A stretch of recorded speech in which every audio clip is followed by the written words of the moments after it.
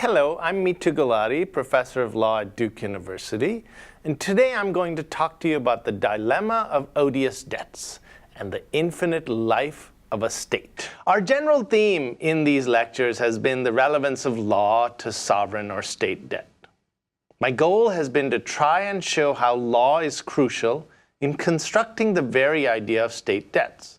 And moreover, once one understands how law works to construct state debts, we can use some of that understanding to try and handle some of the thornier problems in this area. Imagine a legal regime in which the debts of deceased persons passed automatically to their children or failing offspring to the next blood relative.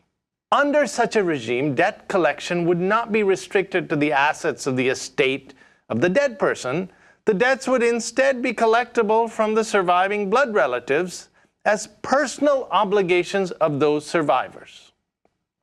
The inheritance laws in the United States and most modern economies do not operate in this way. When people die, their debts die with them.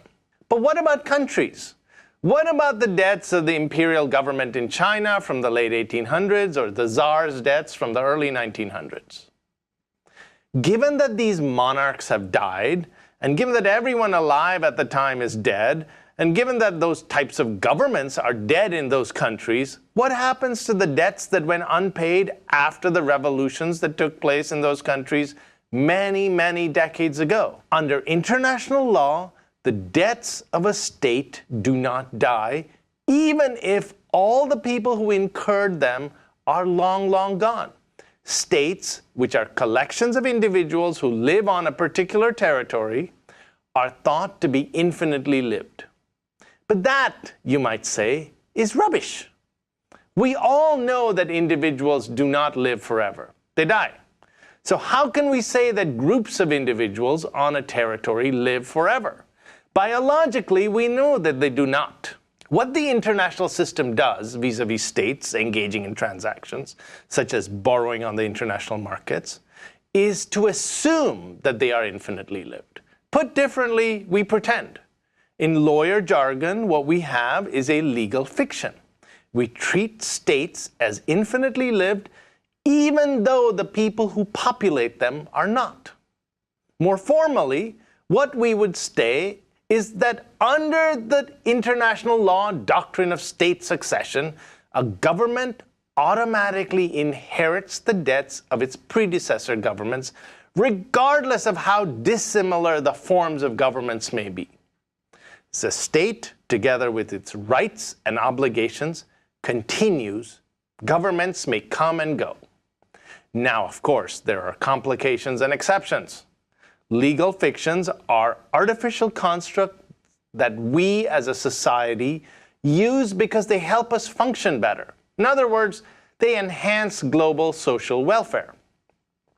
States would find it very hard to do business, borrow money, for example, or enter into international treaties with other countries if they could not commit that their successor governments would fulfill the obligations they had entered into.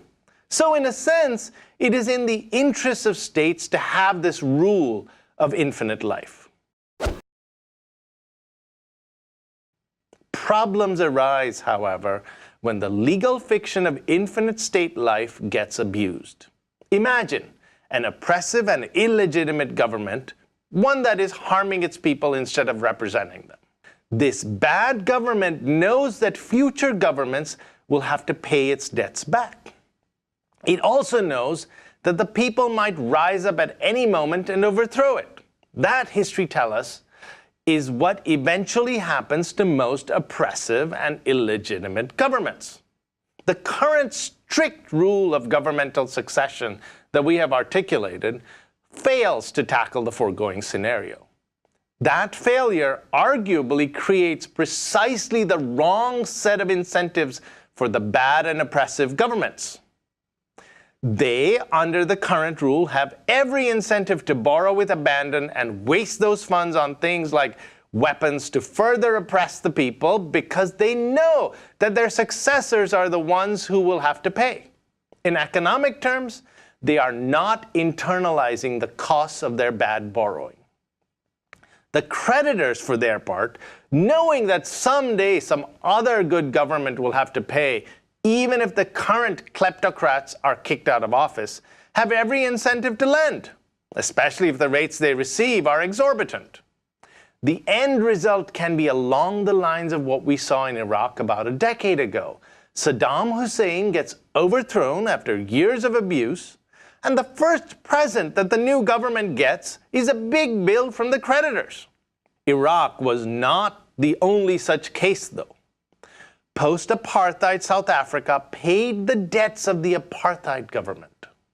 And today, Ukraine is being asked to pay debts incurred by the pro-Russian prior government that was overthrown. The special irony is that the Russian government is the one demanding payment.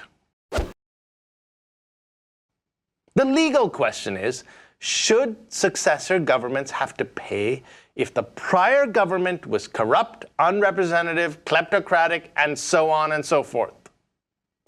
If the rule of governmental succession is indeed as strict as we said at the outset, then the answer is yes. But remember that the idea of governmental succession and state infinite life is fiction. Legal fictions are created to help the community, here the community of nations.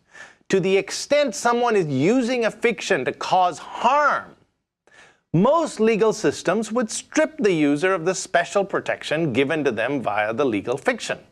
Harm or abuse should equal a loss of the fiction.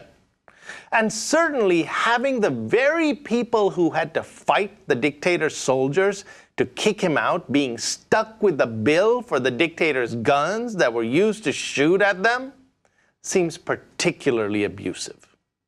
As a formal legal matter, no tribunal has ever ruled in this fashion. But they could. And the law in this case is the product of custom. It is supposed to be flexible and evolve, and that too in a way in which it serves the interests of the global community.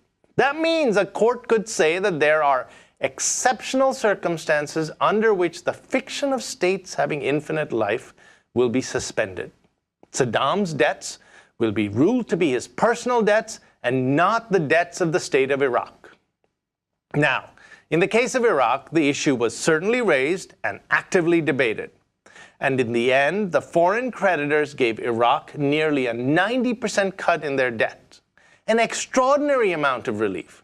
But because they did not do so through a legal procedure, no legal precedent was created.